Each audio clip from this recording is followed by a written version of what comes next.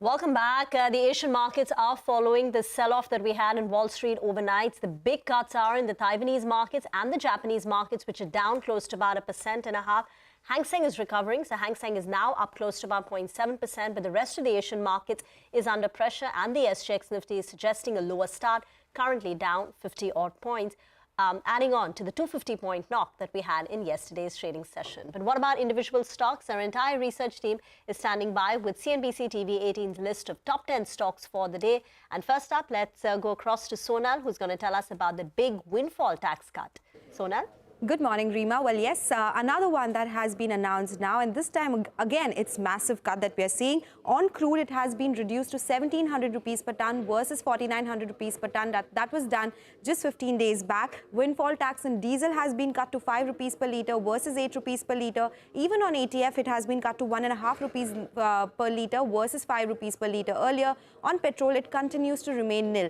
Now, there were indications that, yes, there will be another cut because of the way crude prices had moved. Jeffries, in a note last week, had written that they see the possibilities of export duties on both diesel and ATF to be withdrawn in the near future. Yesterday, we spoke to IIFL and they said if oil prices continue to remain at these levels, there is a chance that windfall taxes will be lowered substantially. Just to give you some perspective, from the time it has been levied, that is 1st of July, there has been a massive cut. On crude, from 23,250 rupees per ton, it has been reduced to around 1,700 now. On diesel, petrol and ATF, there has been a massive cut, and the expectation is if crude prices continue to be lower, there will be further fall in windfall tax as well. Okay, all right. So now, thanks a lot for that. Well, Abhishek joins us to tell us about GMM Pfaudler. There's going to be a large trade, Abhishek.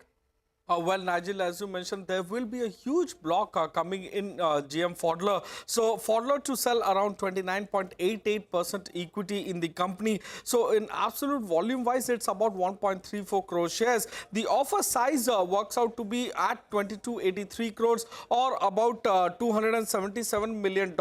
So, Axis Capital is the sole broker. Now, the floor price, that's an interesting part. It's been set at 1700 per share, which is a steep discount of over 11.5% to yesterday's closing price.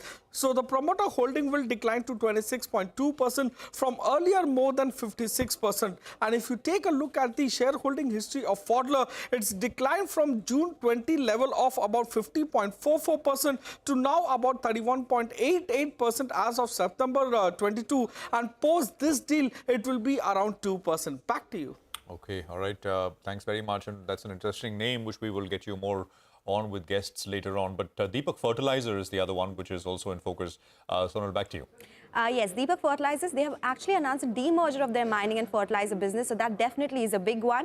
There are two transactions happening here. There's a scheme of arrangement between STL and DMSPL, two subsidiaries of the company. And there's so from there, there'll be demerger of the TAN business, that is the mining business, from STL to DMSPL. So these are the two subsidiaries from which one, the mining business will go from one to the other. The second one is amalgamation of Mahadan Farm Technologies Private Limited, which is a wholly owned subsidiary of STL with STL. So that is also important, but the bigger one is demerger of the mining business. And now mining business had revenues of almost 2,500 crore rupees in FY22. That is 44% of the total revenues of the company. The demerger ratio is 1:1, and the company says that the rationale here is simplification of their corporate structure, economies of scale, and it is in line with their focus on specialty versus commodity business earlier. So that is something they have been highlighting to us as well. And they are planning to unlock growth potential in each of the businesses so that each of them can work with the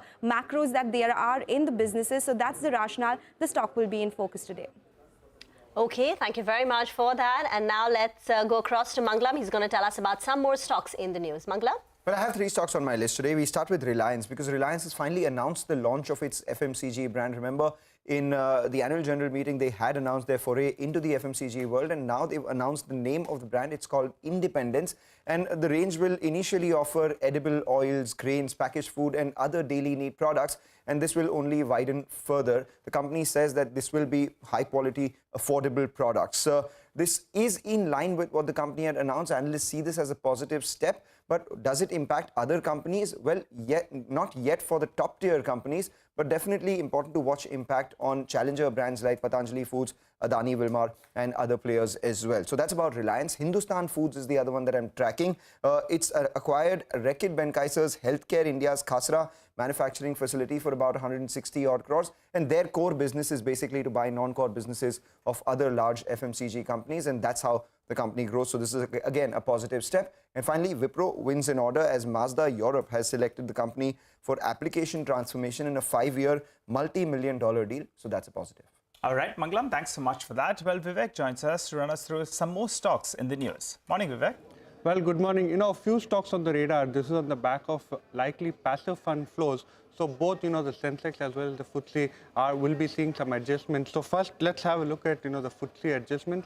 So delivery is going to be one of the stocks that will be added into the FTSE all-cap index. And this particular adjustment will be done in today's trading session. Analysts estimate a likely inflow of close to $8 million into the stock on the back of this particular entry. Also keep an eye out for, Dr. Reddy as well as Tata Motors.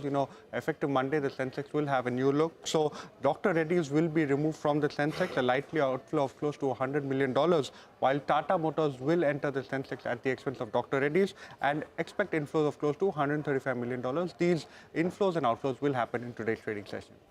Thank you very much, Vivek, for that. Here's a quick recap of the top stocks we're tracking this Friday morning. Stocks with positive news flow are ONGC, Oil India, Deepak Fertilizer, Reliance, Hindustan Foods, Wipro, Tata Motors and Delivery.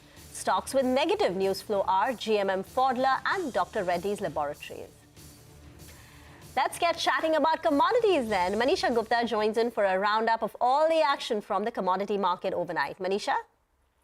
Thank you so much for that. I'll start with the crude oil prices, where after 8% of gains in last 3 trading sessions, overnight has been a 2% of a decline. This is because there is some strength in US dollar and expectation that the rate hikes would continue from the central banks into 2023 as well.